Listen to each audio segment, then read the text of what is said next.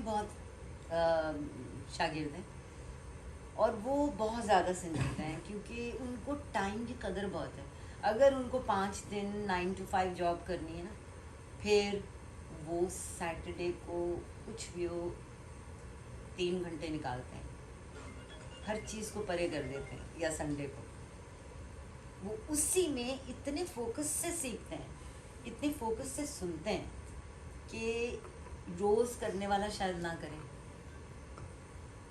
ये बैलेंस है जो आपको अपनी नौकरी से भी तंग नहीं आने देगा। Yeah, we have to find a balance.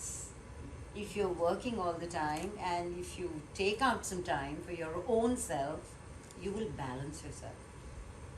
अगर बिल्कुल ही नहीं करना, कोई नहीं कह रहा रोज़ करें, और फिर भी जो खपती लोग हैं वो 5 बजे के बाद भी थोड़ा सा रियाज कर लेंगे रोज़।